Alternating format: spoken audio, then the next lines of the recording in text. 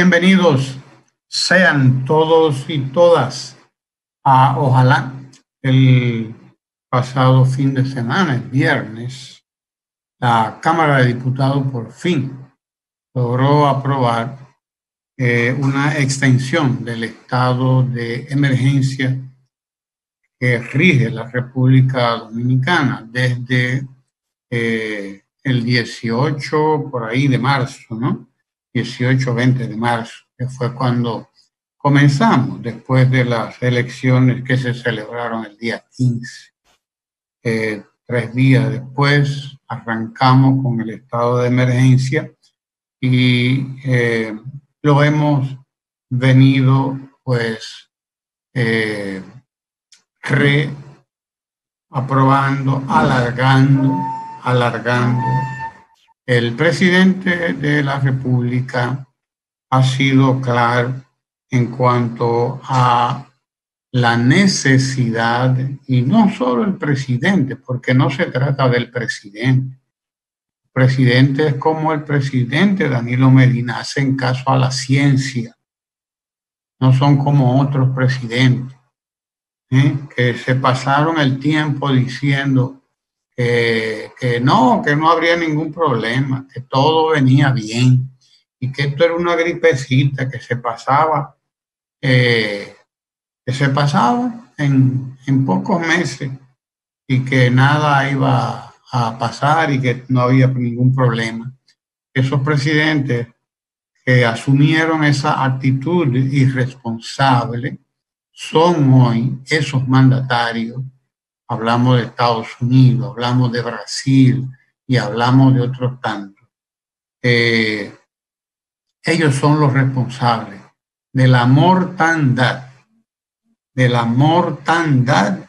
que ha ocurrido. En los casos de Brasil, en los casos de Estados Unidos, en el caso de Ecuador, particularmente en la capital Quito, Ecuador, ¿no? Ellos han sido los responsables. La irresponsabilidad tiene consecuencias funestas, tiene consecuencias muy serias. Hay que ver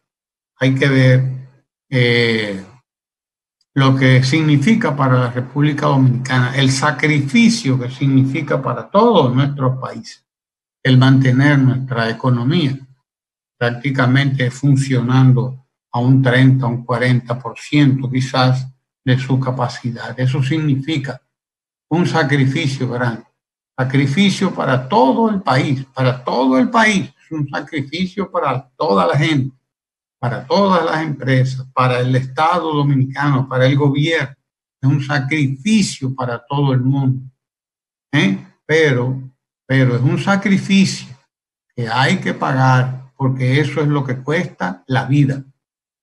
Eso es lo que cuesta la vida. Sencillamente, hay que decirlo así. Eso cuesta la vida. Eso y más cuesta, vale la pena la vida.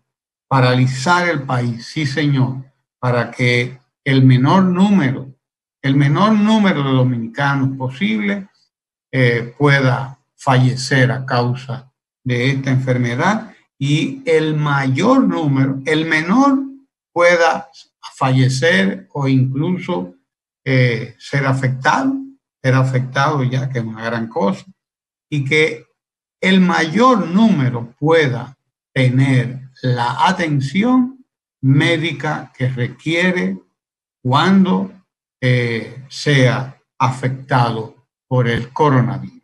Que haya servicios médicos para todo el mundo, que haya la mayor capacidad para responder. De eso es de lo que se trata. Y hay que repetirlo muchas veces. No se trata de que no nos va a afectar el virus. No, nos va a afectar la salud a casi todo el mundo. Pero lo importante es que todo el mundo, cuando sea afectado por el virus, quien sea, tenga una cama digna a donde ir. Y si necesita una unidad de cuidados intensivos, tenga esa unidad de cuidados intensivos. y los medicamentos que requiere, que todo el mundo pueda tener. Eso es lo importante. Lo que ha pasado en Estados Unidos, lo que ha pasado en Italia, lo que ha ocurrido en España, lo que ha ocurrido en Brasil, es que los servicios de salud, los servicios médicos, han colapsado, han fracasado.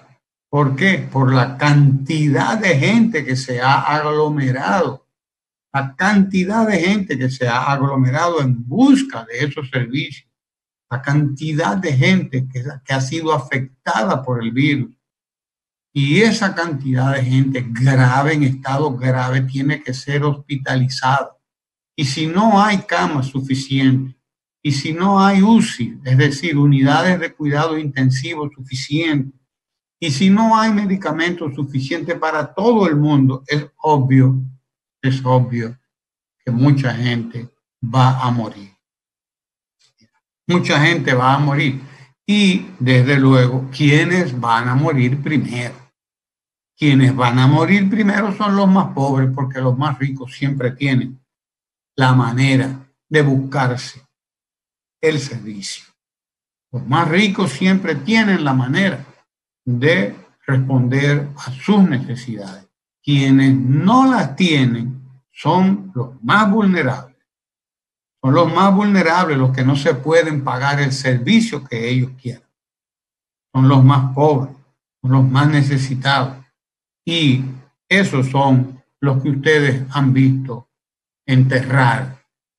Ustedes lo han visto en la pantalla, lo han visto en la televisión, en los servicios de noticias, cómo han sido apilados la cantidad de cientos y cientos y cientos de ataúdes en Estados Unidos, por ejemplo, donde han tenido que hacer enterramientos masivos en fosas comunes porque no hay tiempo, porque no hay espacio para hacer una ceremonia y una fosa para cada persona, para cada cadáver. No ha sido posible. Ha habido que apilarlo en fosas comunes, sin mayor ceremonia, sin mayor nada, porque hay que evitar el contagio. Nosotros hasta ahora hemos tenido un comportamiento casi modélico, con todo y eso, con todas las irresponsabilidades de ciertos políticos de la República Dominicana, que cuando el presidente de la República pide 25 días para el estado de emergencia, están regateando y diciendo, no, 25 no, son 15, son tantos, es más, no vamos a aprobar nada. Y después que se convencen, después que ven lo que está pasando en Corea del Sur, donde se atrevieron a abrir algunas escuelas, empezar, claro que sí, porque hay que ir comenzando, pero tuvieron que volver a cerrar las escuelas porque comenzaron los brotes de nuevo del coronavirus, comenzó la gente a caer enferma de nuevo. Y eso no es cualquier cosa.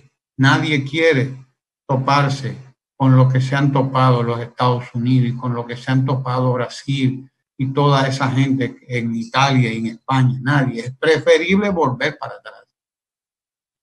La mezquindad de la oposición es la que ha hecho que nosotros mantengamos un ritmo todavía más acelerado de contagio. Hemos tenido contagio, mantenemos nuestra tasa de contagio, 377, por ejemplo, nuevos casos entre el jueves y el viernes, es la cifra que se da el sábado, la correspondiente al viernes.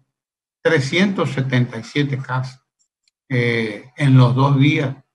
Y no hay día en que no estemos alrededor de los 300 casos y en algunos momentos hemos llegado a los 400 y tantos, cerca de los 500 casos, y eso quiere decir que en la situación de que tengamos 300 casos por día de contagio, estamos hablando de 9.000 casos al menos.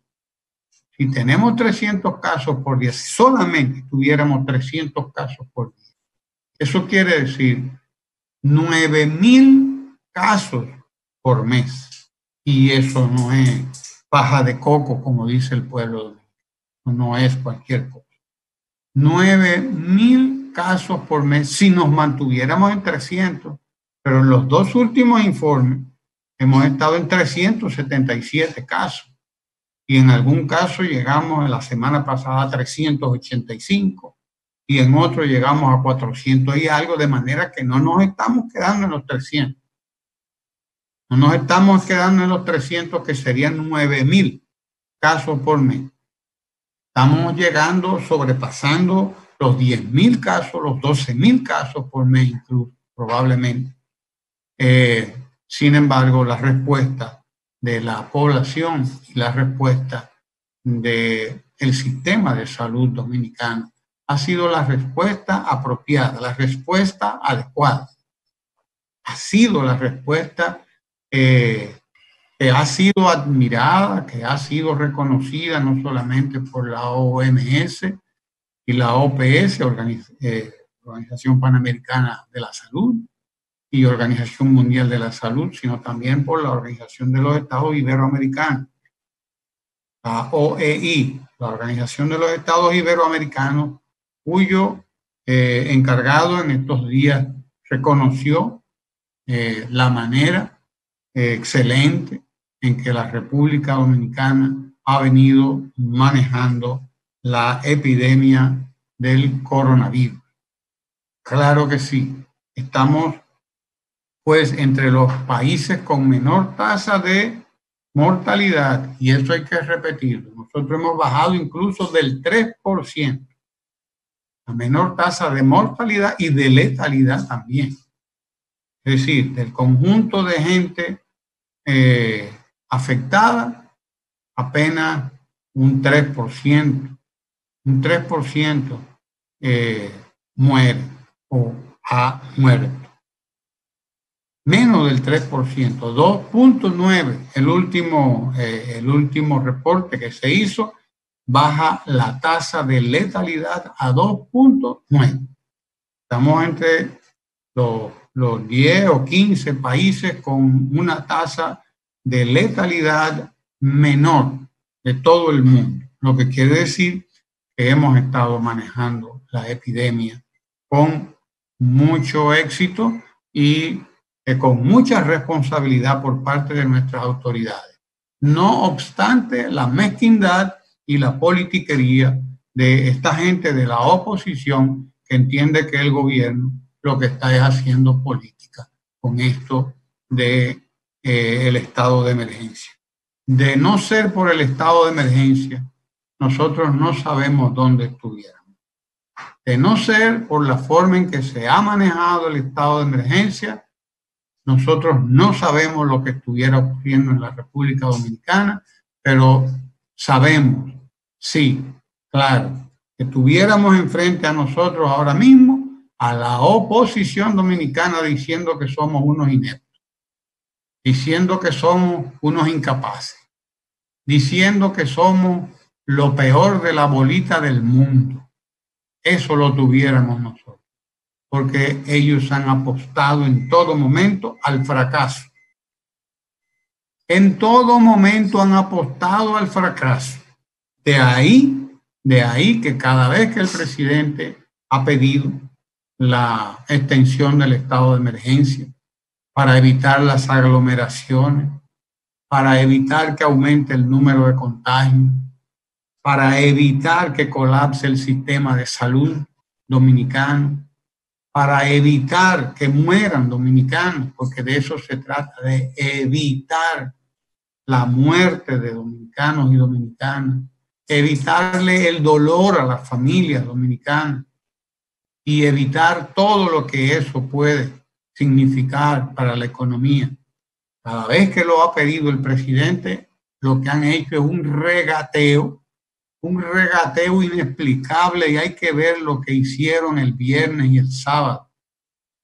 pasado para impedir la aprobación, para boicotear la aprobación del estado de emergencia. Primero el presidente solicitó 25 días, ellos aprobaron 12. Eso fue lo único. Primero decían que no iban a aprobar nada, absolutamente nada, que no podía ser, eso no podía ser, que el gobierno estaba haciendo política con esto. Y bueno, después empezó la negociación y empezaron por 10 días y finalmente aprobaron 12 días. 12 días. Eso tendremos a partir del día 3, o sea, de pasado mañana, porque el actual estado de emergencia expira el miércoles 3. De manera que a partir del día 4 hasta el día 15 tendremos estado de emergencia. Y desde luego tendremos estado de emergencia, pero como dicen, desescalando. Importaron la palabrita esa de España y esa es la que se quedó. Es decir, flexibilizando. Flexibilizando, desmontando, es lo que quiere decir las medidas que se habían tomado. Disminuyendo el toque de queda, que antes era desde las 5 de la tarde hasta las 5 de la mañana. Todos lo recuerdan. 5 de la tarde a 5 de la mañana. En la primera fase de la flexibilización, el toque de queda comenzó a las 7 de la prima noche. Final de la tarde, a las 7. Ya no a las 5. Son 2 horas más. 2 horas más de actividad para la empresa, 2 horas más de actividad, sobre todo para la gente que puede dedicarse al ejercicio físico, a aprovechar el tiempo como lo quiera aprovechar, siempre evitando las aglomeraciones, siempre evitando el molote, porque en las aglomeraciones es que vienen los contagios. Es en las aglomeraciones donde ocurre el contagio masivo. Contagio masivo. La gente tiene que comprender eso, que la aglomeración trae como consecuencia contagio masivo, no el contagio 1 a 1 que se da de manera normal. En la República Dominicana también es favorable la situación en lo que tiene que ver con los contagios, porque mientras en otros lugares los contagios se producen, se duplican cada 10 a 12 días. Óigase bien, mientras en otros países los contagios se duplican, a veces hasta semanal, cada 10, cada 12 días, en la República Dominicana, los contagios se duplican cada 20 días. Cada 20 días, es decir, disponemos de más tiempo, de mucho más tiempo para manejar nuestra situación epidemiológica. Disponemos de mucho más tiempo. A lo largo de 20 días podemos ir manejando todo lo que viene produciendo, todo lo que venga produciendo. Y esa ha sido la respuesta, la mejor respuesta que ha dado el sistema de salud de la República Dominicana. La duplicación de los contagios cada 20 días en vez de cada semana o cada 10 días, como ocurre en otros países. Nosotros hemos ganado tiempo, nosotros por lo tanto, hemos economizado dinero, porque el tratamiento médico de todos los que van a los hospitales le cuesta dinero al Estado. Cuanto menos personas van a las unidades de cuidados intensivos, cuantas menos personas necesitan respiradores, cuantas menos personas se contagian y cuantas más personas recuperamos. Pero sobre todo, cuanto menos se contagian, tanto menos tiene que invertir el Estado dominicano, tanto menos tiene que invertir el pueblo, porque el pueblo no solamente invierte el dinero que es de él, que proviene. No solamente eso, sino que también gana salud, gana tiempo, gana de todo. Gana de todo y nos vamos preparando para la segunda fase para la segunda fase de flexibilización.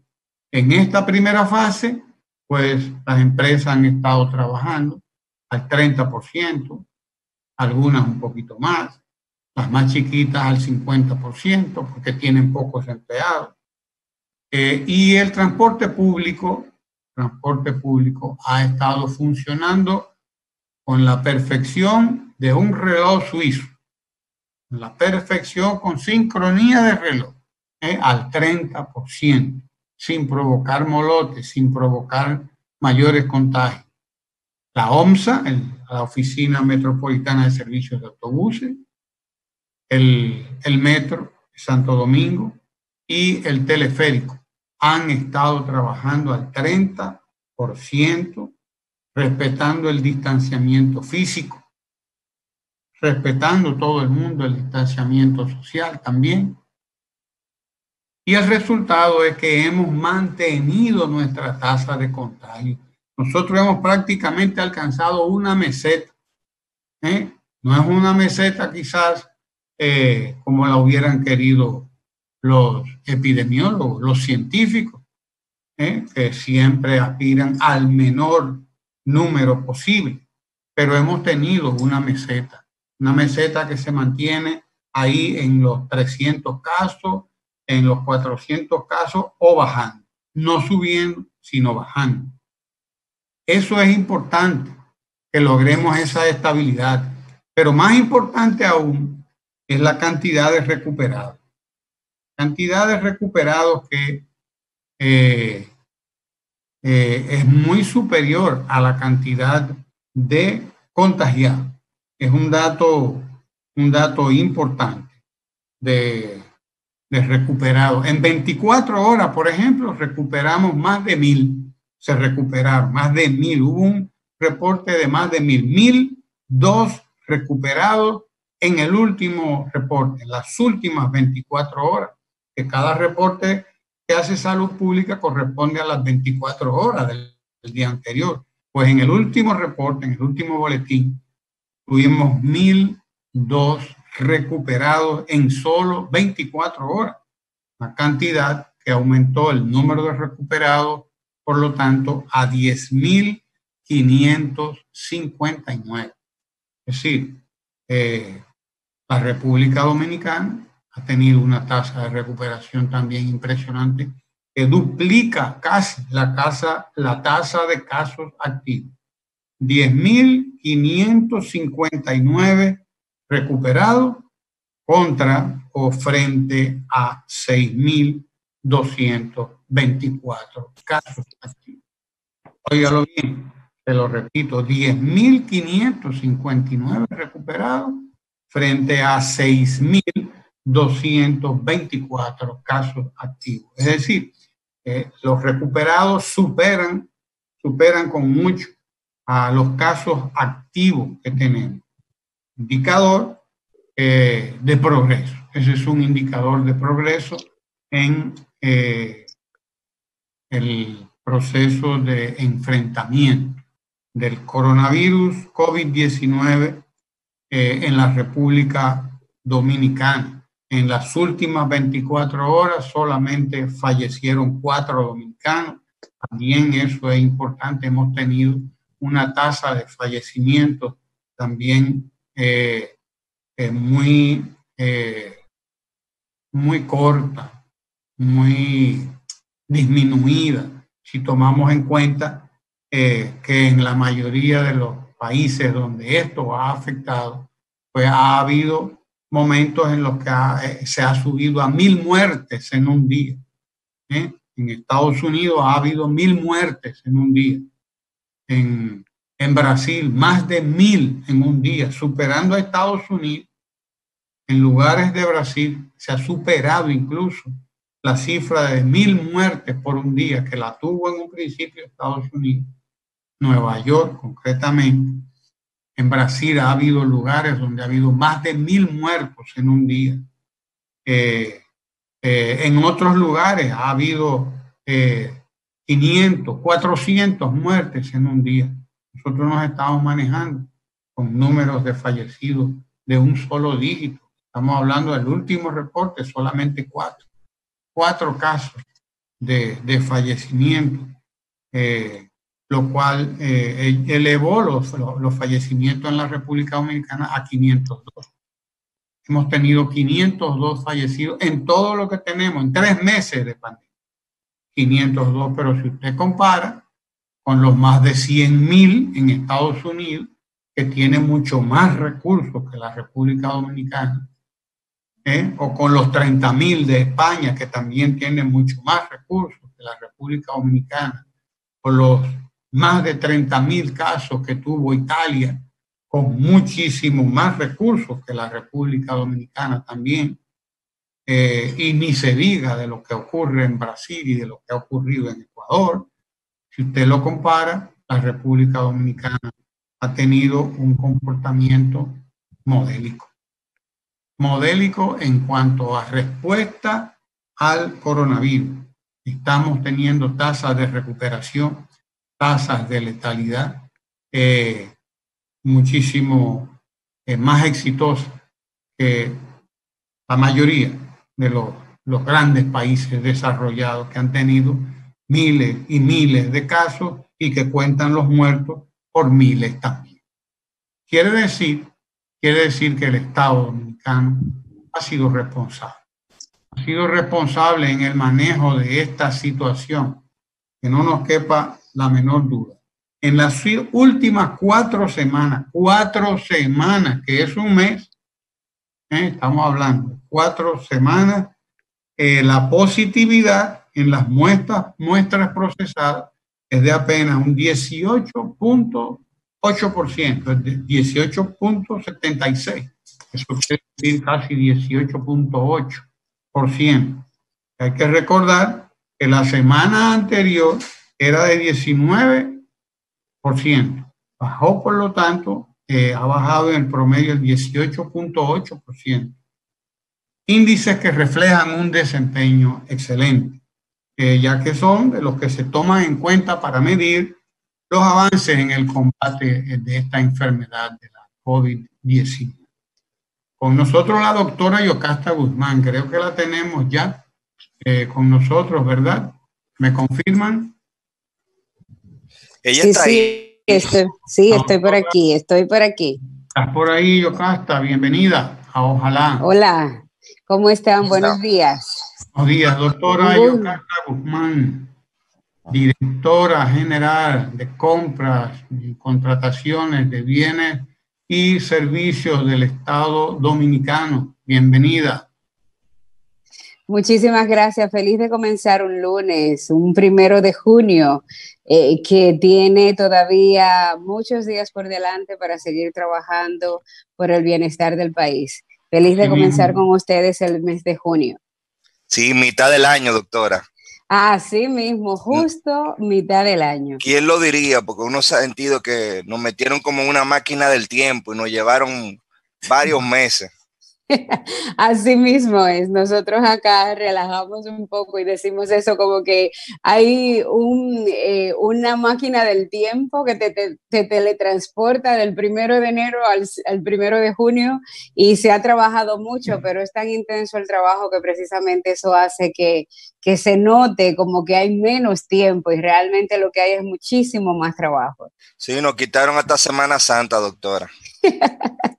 Sí, está bien, hay que trabajar. Yo digo que nuestros países todavía tienen grandes desafíos y hay que aprovechar los momentos y los impulsos que dan determinadas cosas. Por ejemplo, el COVID. Nosotros decimos, mira, no hay nada malo que no tenga algo bueno, y el COVID nos ha permitido en contrataciones públicas, primero, que la gente termine de aprender a usar la contratación electrónica.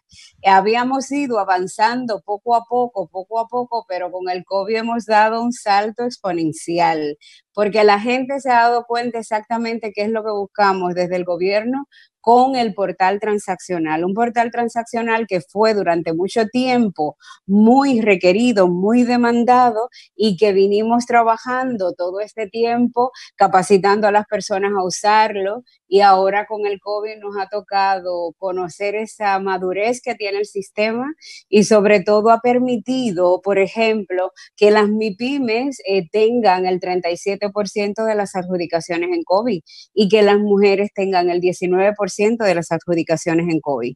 No es solamente que se ha trabajado para que los procesos de emergencia, los procedimientos de emergencia sean más participativos. Tenemos más participantes en estos procesos que nunca. Realmente ha superado todas nuestras expectativas y la gente está empoderada usando el portal, presentando sus ofertas y buscando oportunidades. Nosotros habíamos dicho durante mucho tiempo, debo haberlo dicho en Ojalá también, que el Estado tiene que comprar cuando nadie compra y que el Estado en situaciones como las que nos toca ahora de emergencia, cuando nadie compra, el Estado tiene que comprar. Entonces, ¿qué pasaba antes? Que se quedaban 2 o 3 con los miles de millones de pesos que normalmente tiene que invertirse en la emergencia. Ahora es todo lo contrario, ahora tenemos amplia participación y también se ha implementado una serie de regulaciones mínimas para los procedimientos de emergencia para asegurar igual que esa participación se incremente. Pasamos de antes no había ninguna regulación, el reglamento de la ley de compras decía antes de septiembre del 2012 que la institución sin ningún trámite podía hacer y comprar lo que necesitara. ¿Y quién conocía lo que iba a comprar esa institución? El que estaba cercano a la institución. Entonces pasamos de eso a decir, no, mira, solo pueden comprar las que de manera expresa estén en el decreto que declara la emergencia, en la zona cuando corresponde que declara la emergencia, en este caso es en todo el país. Y también se establecieron regulaciones todavía mayores donde te dice, oye, salud pública, Servicio Nacional de Salud, Promesecal, ustedes van a comprar, pero únicamente para atender al COVID. A OISOE y a Obras Públicas únicamente para adecuar espacios para poder atender a las personas y a los planes de asistencia social como INAIPI, el plan de seguridad alimentaria tiene el plan de asistencia social solamente para estos temas de distribución de los recursos. Y también INAVIE comienza con una estrategia, igual que el INAIPI, de que como los niños no van a poder ir a las escuelas, los estudiantes, entonces se le lleva una vez a la semana, los padres tienen que ir a recoger ese almuerzo, ese desayuno, esa merienda, para asegurar que se mantenga la alimentación de nuestros niños y jóvenes. Entonces, se han tomado una serie de medidas realmente importantes, que yo digo que la gente a veces un poco se sorprende porque tiene demasiada información y pasamos de no tener nada a tener toda la información. Entonces, yo creo que ha sido un periodo de mucha madurez para el sistema y sobre todo para demostrar que aún en emergencia hay oportunidades en las compras públicas. Qué bueno, doctora, que usted menciona eso. Usted lo había dicho en Ojalá precisamente antes de que iniciara la crisis. Usted había planteado que a propósito de la declaración de emergencia se estaba trabajando en una regulación. Y es interesante, como usted ha planteado, el tema de que hemos aumentado la cantidad de oferentes que tenemos, porque uno de los argumentos que ha tenido la oposición para regatear y tratar de boicotear la autorización del estado de emergencia, la prórroga de esa autorización, ha sido decir que las compras públicas ha sido el vehículo para el enriquecimiento ilícito y pedir una comisión de veedores. Pero usted acaba de señalar cómo nosotros hemos seguido informatizando el sistema, lo cual hace que sea el mejor de los veedores porque elimina intermediación y está hablando de una regulación que nosotros como población no conocemos y como usted dice, su problema es tal vez que es nueva y novedosa. Claro, y sobre todo nosotros tenemos no solamente eso, mira, cuando yo oí esas declaraciones del Congreso, realmente me preocupé mucho porque yo digo, hay que ser hasta cuidadoso en las expresiones que se diga, porque eso entonces lo que muestra es que ellos no le han prestado atención al sistema de compras públicas. Ellos están diciendo, yo como Congreso Nacional no he ejercido mi labor de supervisión aun cuando tengo toda la información disponible. Entonces, ¿cómo pueden alegar cuando ellos mismos saben que anteriormente las emergencias no tenían ningún tipo, ni siquiera de posibilidad de conocerla que las instituciones estaban comprando o a quién se le compraba o cuánto se le compraba? Entonces, eso quiere decir algo que yo creo que en el último programa que tuve en Ojalá decía que retaba a los distintos candidatos a la presidencia a que hicieran sus propuestas con relación al sistema de compras. Y lo que hemos escuchado, por ejemplo, es propuestas tan sencillas como no, vamos solamente, lo que vamos a hacer es que vamos a penalizar el fraude en compras públicas. Pero, señores, ¿qué compras públicas es más que fraude? Es que para usted tener un sistema de compras robusto, tiene que tener tecnología, como le hemos puesto, tiene que capacitar a quienes van a comprar, que son las unidades de compra y los comités de compras, y tiene además que trabajar también con los proveedores, porque los proveedores también tienen que mejorar. Es decir, esa forma de trabajar un poco oscura que se había desarrollado en el sistema de compras ha ido cambiando totalmente. Y dentro de los cambios es que queremos mejores proveedores, proveedores más afianzados en los distintos sectores en que pueden proveer servicios al Estado. Entonces, yo digo a los congresistas, mira, ustedes quieren conocer lo que hemos hecho, por favor, permítanos presentarle. Porque si no lo conocen, entonces a veces se queda muy mal parado. Incluso por eso ustedes han visto, yo pienso, yo no soy política, yo soy más técnica que política, por eso digo siempre soy politécnica, pero sí me gusta ir mirando lo que va pasando. Y eso no tuvo tanto reverberación en la sociedad, no tuvo una expansión, no tuvo una potenciación en la sociedad, porque si alguien sabe lo que sí ha estado haciendo en compra es la gente que antes no tenía oportunidad y que ahora sí la tiene. Entonces, lo que está a la vista no necesita anteojos. Y la gente también que tenía negocios, y este proceso de transparencia y de apertura democrática también, esa gente que se le ha quitado sus negocios particulares, también lo sabe. Yo he dicho últimamente algo que nunca había referido, pero digo, señores, miren, háganse una pregunta. ¿Por qué los que se quejan tanto del sistema de compras siguen participando? No, yo me pregunto, ¿verdad? Porque si es tan malo, entonces, ¿por qué participa? Si me hace tanto perjuicio y si hay tantas trampas, entonces, ¿por qué participa? Y la realidad es que no, ellos mismos lo reconocen. Lo que pasa es que cuando tú dices que la cosa está tan mal, desalientas a otro que entre, y se trata de tratar de yo mantener mi pedazo del pastel que he mantenido siempre, y de eso no se trata de que haya más distribución del presupuesto en el territorio. Y siempre digo también que tenemos muchísimos retos, porque si alguien dice de entrada que tiene retos, nosotros lo hemos hecho en cada momento, pero eso no quiere decir que no podamos considerar un antes y un después.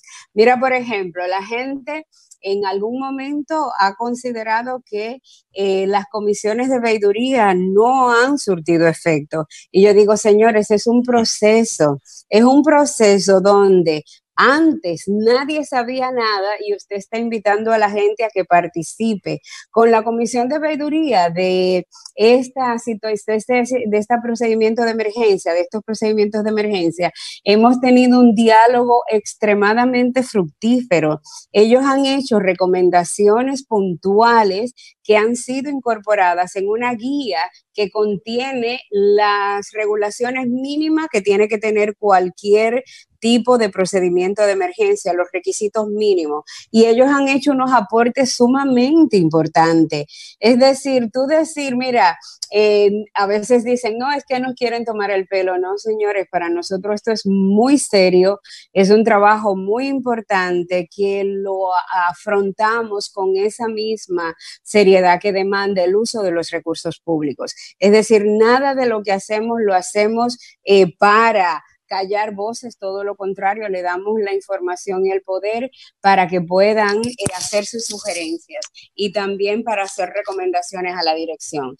Pero es un proceso que nosotros apenas tenemos. Del 2006 a la fecha está la ley, pero del 2012 a la fecha está el inicio del desarrollo del sistema de compras y que todavía le falta desarrollarse y consolidar todo lo que hemos logrado. Pero es un proceso, no pensemos que tenemos varita mágica, eso de varita mágica no existe. En los cuentos de hadas. Yo quisiera ahora mismo tener una varita mágica para que todo el COVID desapareciera del mundo, pero sabemos que la realidad nos dice que todo lo bueno necesita mucho trabajo continuo, perseverante y mucha apertura. Y eso es lo que nosotros hemos hecho en el sistema de compras. Yo quería dar algunos datos. Para solamente señalar, por ejemplo, cuántos procedimientos de compra se han hecho en este periodo de emergencia. A la fecha, unos 154 procedimientos de compras. Se han adjudicado aproximadamente 14,000 millones de pesos y va desde insumos médicos hasta equipos para habilitar, por ejemplo, los apartamentos que se utilizaron en San Francisco. Eran unos apartamentos concluidos, pero que no tenían ni cama, ni nevera, ni estufa, ni nada.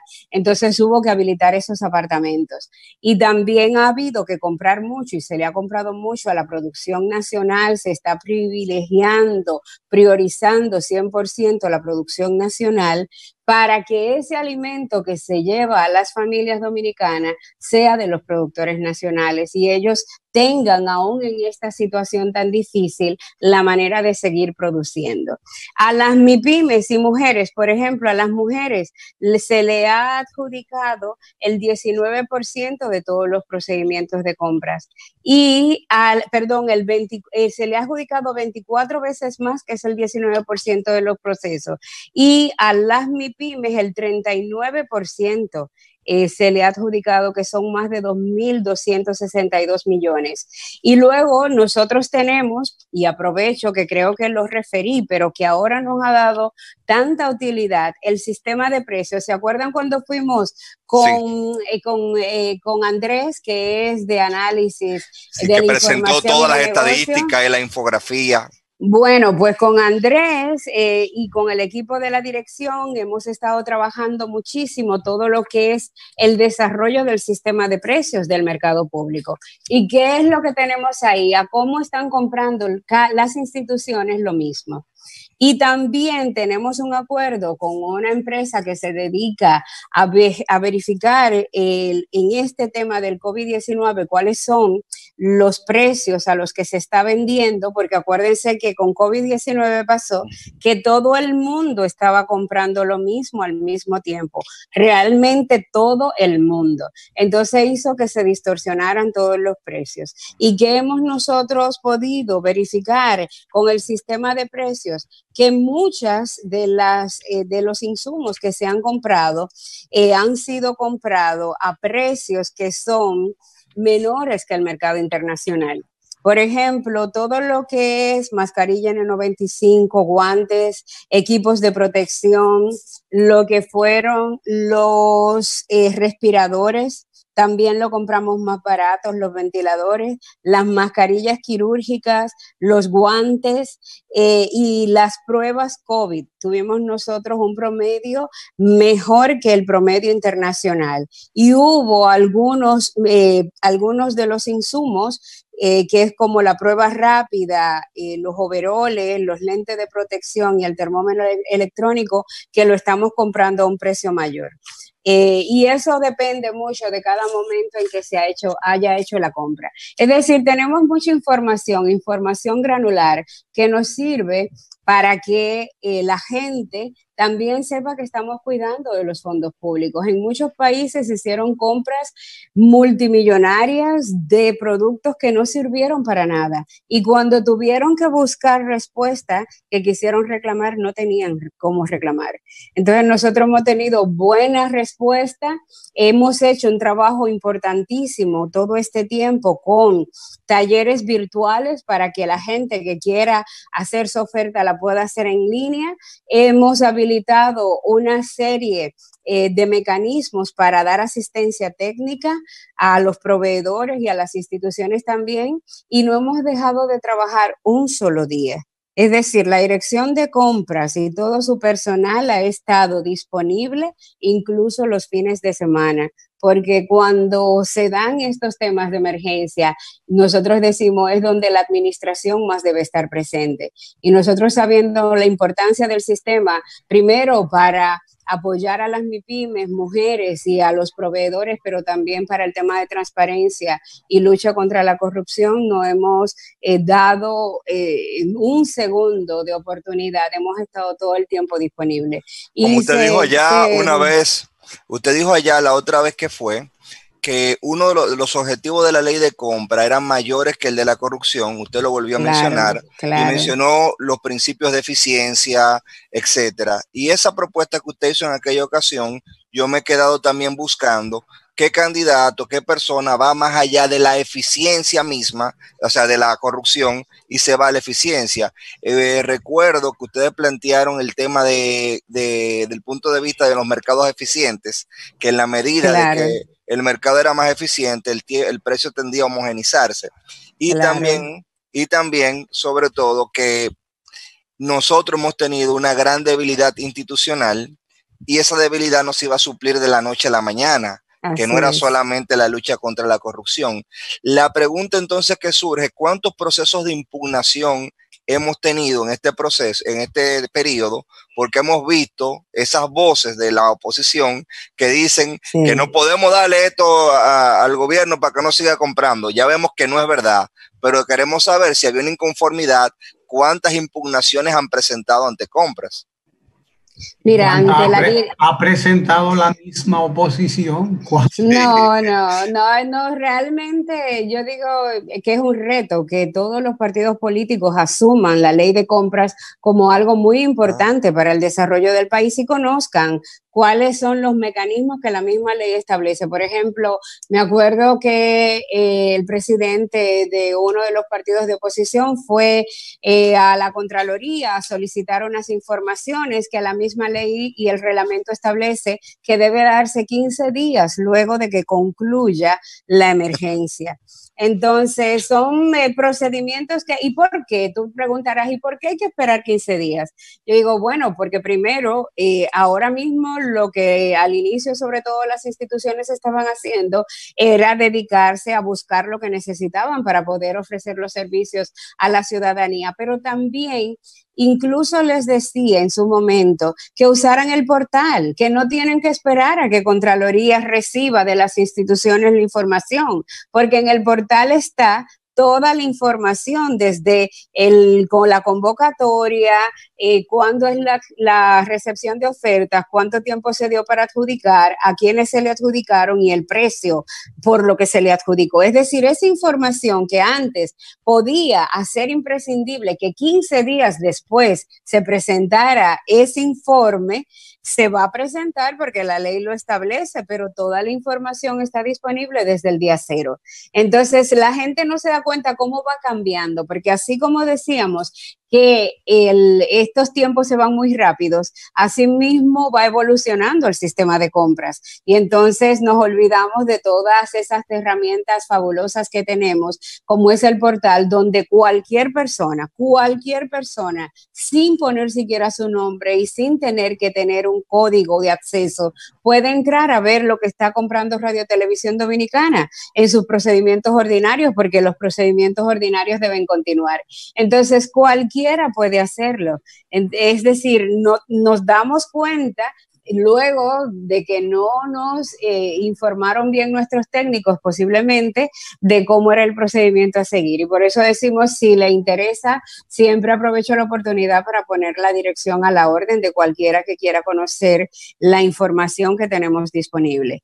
Entonces también los representantes de la Comisión de Veeduría, como decíamos, están representados por el CONEP, representantes de la Iglesia Católica, de la Iglesia Evangélica, de la Asociación de Diarios y de Codopime, han tenido la oportunidad de aportar y todo el que quiere aportar puede hacerlo. En cuanto a las impugnaciones formales, nosotros no hemos recibido impugnaciones formales.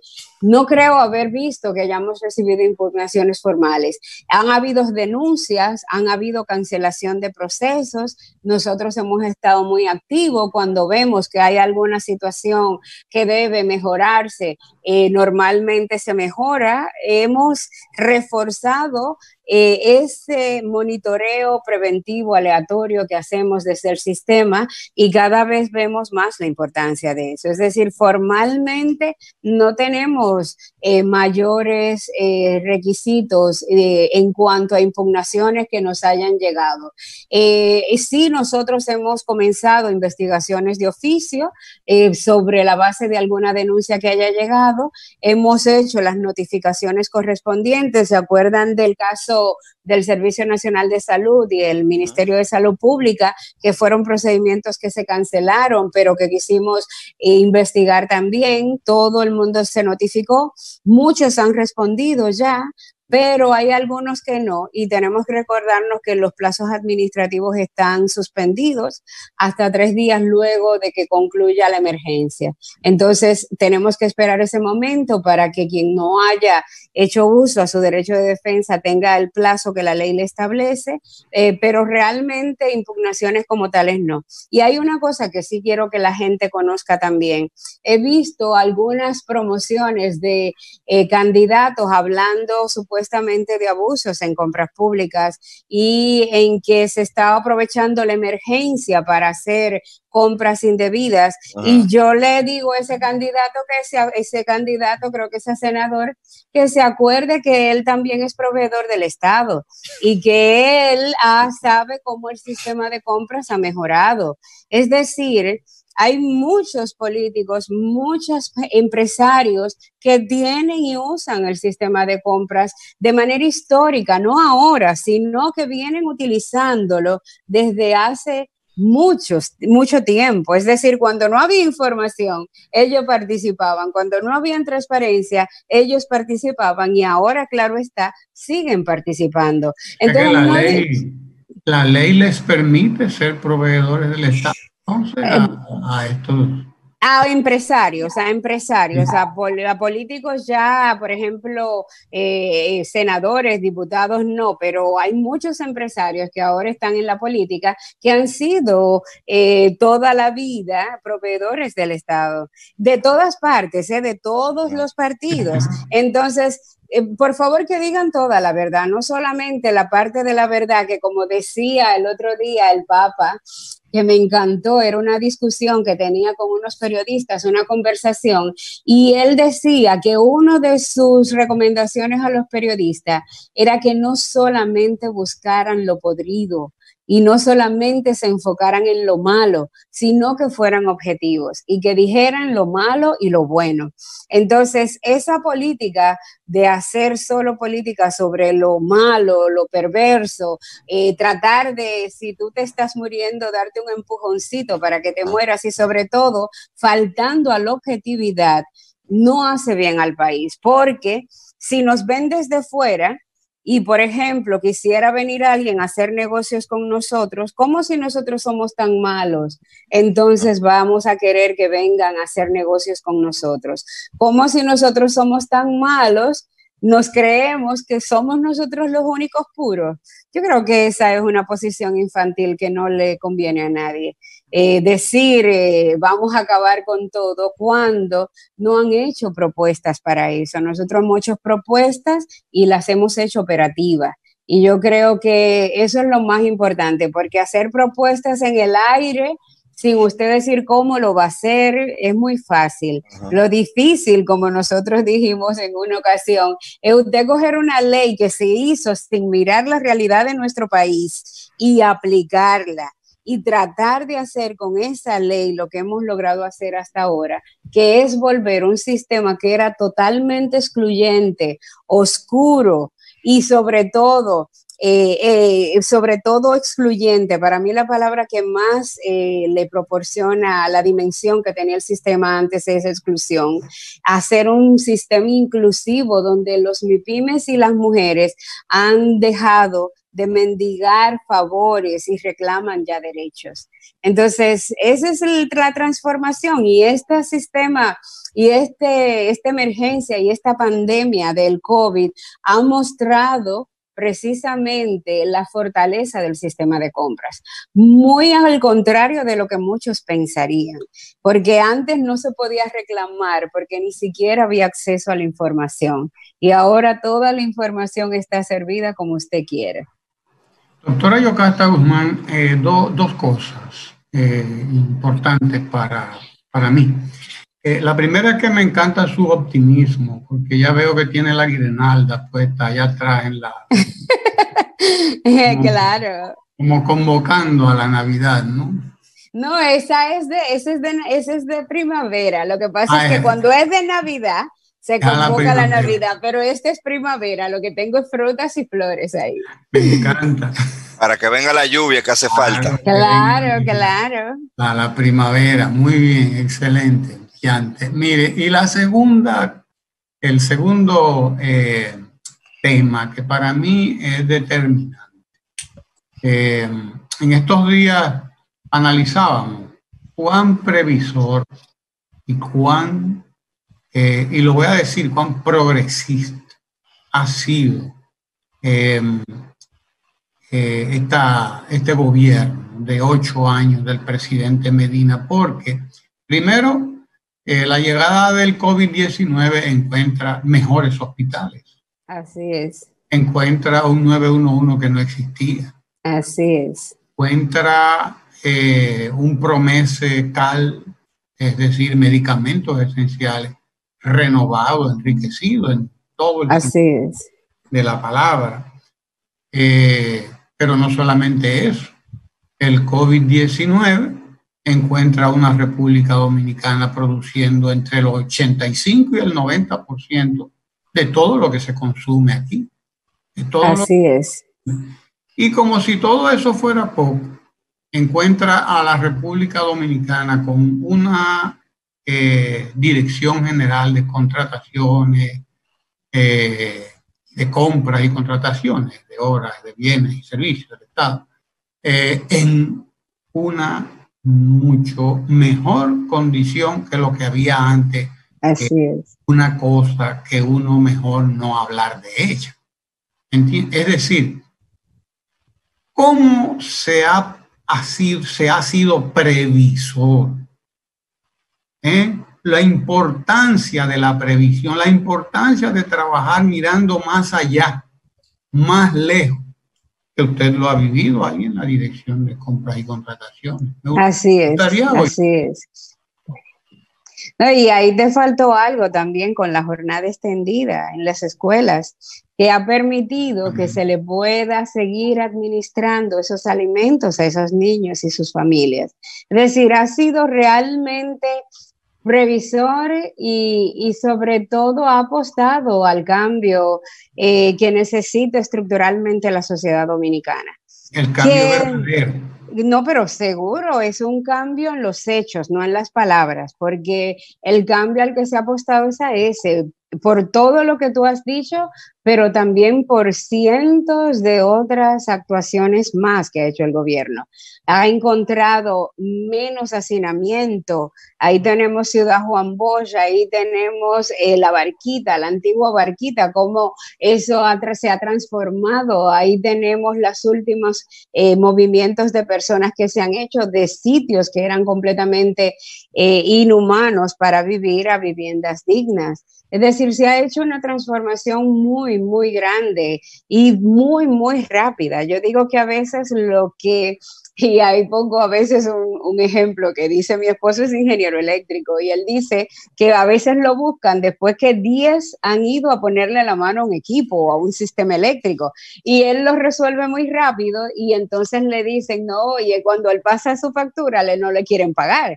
Y entonces él dice, pero espérese, para yo arreglarle eso en 5 o 10 minutos, yo he mucho lo que he estudiado y he trabajado. Entonces, a veces al haber hecho esa transformación en 8 años, la gente, yo digo que pierde la noción del impacto que eso tiene en su vida, porque estamos acostumbrados a que todo nos cueste demasiado trabajo y ha costado mucho trabajo, pero ha costado mucho trabajo articular esas políticas, habilitar los recursos, convencer a la gente, porque a la gente hay que convencerlas de que incluso el hacinamiento en el que vive es lo que lo mantiene en la pobreza extrema. Entonces he tenido que hacerse un trabajo hasta yo digo antropológico con las personas. En el caso de la Dirección de Contrataciones Públicas yo digo que es eso, es un trabajo que lo que busca es identificar los comportamientos y eso es antropología.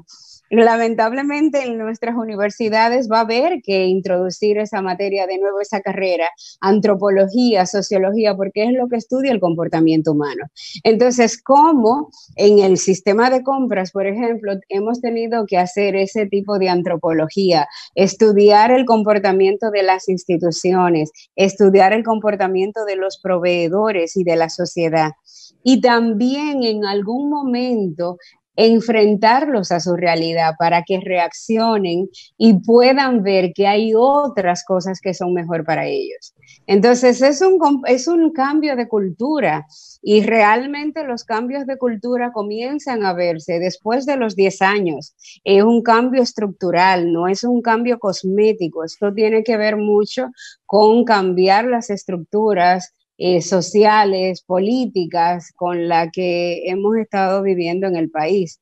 Entonces es por eso que también ha tenido que hacerse un trabajo tan arduo y tener mucha paciencia, pero sin dejar de trabajar un solo día.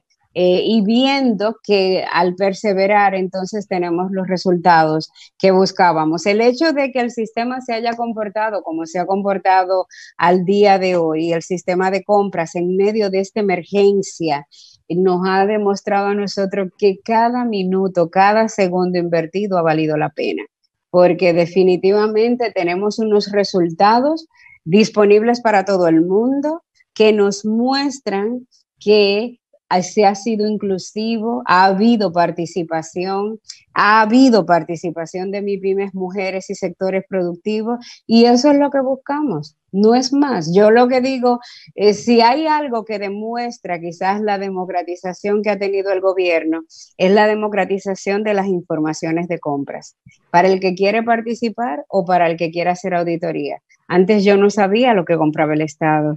Yo no sabía quién le compraba, cuánto le compraba, ni que yo tenía la oportunidad de venderle al Estado. Y ya eso es ya pan comido, como dicen los muchachos. Ya eso es algo que la gente lo tiene muy arraigado y que ya está dispuesta más cada día a ayudar a que el sistema de compra mejore. Porque el tema del sistema de compra es que no solamente la administración, como todo lo importante, estamos vinculados todos. Administración, sistema político, sociedad, es decir, es todo un sistema, por eso es un sistema, porque si falla uno de los actores en no hacer su trabajo, entonces el sistema no funciona tan bien. Y es eso, ha habido una transformación real que hay que valorar y hay que continuar y ahondar. Esa transformación tenemos que seguirla trabajando. El tema a veces es que cuando más tú trabajas un tema, tú quitas muchos problemas a veces que son posibles solucionar y te quedan todavía grandes problemas. A nosotros nos queda un gran problema que es establecer el sistema de pagos oportunos, sobre todo para MIPYMES y mujeres. Y se está trabajando en eso. Hacienda y todas sus dependencias estamos trabajando arduamente en tener un tiempo límite para pagar. Porque cuando eso ya suceda ya todo lo demás se va a ir solucionando. Yo digo, a mediano plazo, poco a poco, pero las grandes trabas ya se habrán resuelto. Y eso lo ha hecho este gobierno, no lo ha hecho nadie más. Es más, nadie más planteó nunca estos temas, ni tampoco hay planteamientos Lucha contra la corrupción. novedosos. Lucha Sí, contra la bueno, corrupción, básicamente, sí, todo se resume no, ahí, no hay una labor claro, proactiva. Yo sí le quería porque, corregir algo ahorita, y usted decía que usted dime, se ve más como técnica que como política, y yo creo que tanto la calidad como la energía que usted le mete a su trabajo enaltece la labor política, que es una labor de servicio. El profesor Bosch decía que el que no sirve en política no sirve para vivir, el que no sirve para servir no sirve para vivir, y nosotros tenemos que servir. Y esa es básicamente la función. Cuando usted lo expresa así, con esa destreza técnica y sobre todo llevándonos a un nuevo estadio, porque el problema ahora es cómo nosotros utilizamos el sistema de compra como un instrumento de política social hacia las MIPYMES y hacia las mujeres. Es un gran paso de avance, que lo que nos estamos planteando es cómo nosotros adaptamos una ley que se hizo en abstracto hacia eso. Y algo que quería señalar y que todo el mundo lo escuchara, porque a mí me molesta cuando se habla desde la opinión pública sin tomar en cuenta lo que se ha construido, es el hecho de que nosotros tenemos en el día de hoy un sistema de compra, pero que es transversal a todo lo que hace el Estado, porque la función administrativa, decía Kundo Amiama, don Manuel Amiama, es la que realiza los fines del Estado. Si el Estado no compra, no puede realizar ninguno de sus fines. Y en este periodo de emergencia, cuando se ha despotricado tanto la labor de las autoridades desde un litoral y se ha despotricado tanto el tema de compras, quería preguntar, y por eso me sorprendió, yo sabía la respuesta, de que no había una sola impugnación seria en este momento, porque yo me imaginaba que todo venía por los medios de comunicación y como justificación de la negación de un estado de emergencia y que no había un elemento formal. Y cuando usted plantea, bueno, todavía siguen los plazos, sigue mostrando su preocupación por llevar el debido proceso. Para que los que nos están escuchando sepan, el debido proceso es la forma en que las cosas deben de llevarse en el Estado. Así que, doctora, para mí, como joven, como comunicador, es de verdad un privilegio que los funcionarios tengan esa vocación técnica, esa vocación de servicio. Decía un político también que la administración pública es el brazo ejecutor de los gobiernos. Entonces, la administración pública, el que no conocía las instituciones por dentro no puede valorar el cambio que tienen las instituciones. Y realmente ha habido un cambio significativo. Yo he visto en esta emergencia gente no dormir día tras día, día tras día. Y usted lo ve en los funcionarios principales del gobierno. Uno le nota la cara y es de, óyeme, es que están dejando el forro, pero ¿para qué? Para ellos hacer negocio, no me diga eso, porque eso no es verdad. Y le voy a tener que decir entonces en la cara que es mentira. Están dejando el forro trabajando por el bienestar de la gente, por lo que más necesitan, para que la gente se enferme menos, para que haya menos muertos. Y si uno lo ve en el contexto de países, incluso de la región más desarrollado que nosotros, le ha ido peor. Le ha ido peor, pero por mucho. Yo quisiera que no hubiera un solo muerto, pero sabemos que es una situación que no controlamos. Ahora, se han tomado todas las medidas necesarias y no se han escatimado esfuerzos. Yo creo que eso es lo que le duele un poco a la oposición, que este COVID-19, yo pensando, yo siempre vivo reflexionando un poco, y yo digo, si me llevo de la oposición, entonces tendría que pensar que todo obra a favor del gobierno, porque hasta el COVID-19, según ellos, obra a favor del gobierno. Era un invento. No obra a favor del gobierno. Hubo una diputada que dijo que eso era un invento que se estaba creando para impedir elecciones. Claro, y ya hemos visto, por ejemplo, cómo le ha ido a Estados Unidos por tener más o menos esa misma política, pero sobre todo aquí no nos fue así porque hubo un gobierno que supo lo que tenía que hacer. Entonces, lamentablemente, ante los gobiernos están, o afortunadamente los gobiernos están para solucionar problemas. Y si llegó el problema de COVID en este tema, en este momento, un poco efectivo hubiera sido que el gobierno entonces dijera no puedo hacer nada. No, el gobierno tiene que hacer todo lo necesario y más. Y algo que le decía también y comentaba el otro día es que si bien como a consecuencia del COVID-19 y del estado de emergencia que se declara, está en las compras de emergencia, y les recordaba a un amigo y le decía, mira, acuérdate que aún sin estado de emergencia, el gobierno puede seguir con las compras de emergencia si se amerita, si se requiere, porque lo que tiene es que fundamentarlo mediante decreto. Lo que pasa es que se quiere hacer todo con un orden y un respeto a todos los poderes, porque el país es de todos. Entonces, cada quien donde esté tiene que aportar. El único opositor que yo he visto fuera del país tener una posición que realmente para mí es admirable fue el de Portugal, donde él cuando se presenta el problema le dice, mire, aquí no hay gobierno y oposición, aquí hay gobierno y nosotros estamos para trabajar con usted en lo que usted necesite. Yo dije, wow, qué orgullosa me sentí de un político diciendo eso. Así es que se actúa en política, no con mezquindades. Y de verdad que toda mi admiración para él, porque se comportó como un futuro estadista, como lo que uno quisiera ver gobernando un país.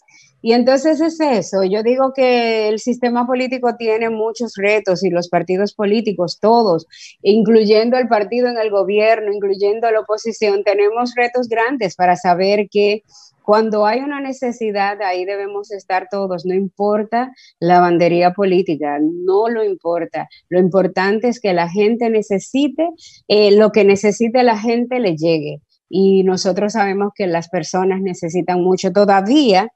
Tenemos un desarrollo, como dicen, que es frágil porque no tiene décadas, tiene poco tiempo. Entonces, cualquier eventualidad nos echa por la borda del avance y ahí, en lugar de usted desanimarse, tiene que coger más fuerza para seguir adelante y entonces consolidar a todas esas MIPYMES y mujeres que han trabajado tanto durante estos 8 años con las oportunidades que han tenido en el sistema de compras públicas. Doctora Yocasta Guzmán, gracias por estar ahí. Gracias a ustedes por permitirme compartir. Siempre estoy acá trabajando 24/7 porque realmente yo espero a que no sea ojalá, sino que disfrutemos lo que aspiramos con ese ojalá al 100%. Y que haya muchos ojalá positivos para la población dominicana. Con esa energía que usted nos da, yo creo que sí. Muchísimas gracias a ustedes. Gracias a usted, doctora Yocasta Guzmán, directora general del sistema de contrataciones, compras de bienes y servicios. Gracias, Yocasta. Gracias a ti. A los demás que nos siguen aquí en Ojalá, no se muevan de ahí porque nos queda el rabo por eso ya, nos quedan unos minutos. Hacemos la pausa del Café Santo Domingo y regresamos en un minuto, no se mueva de ahí.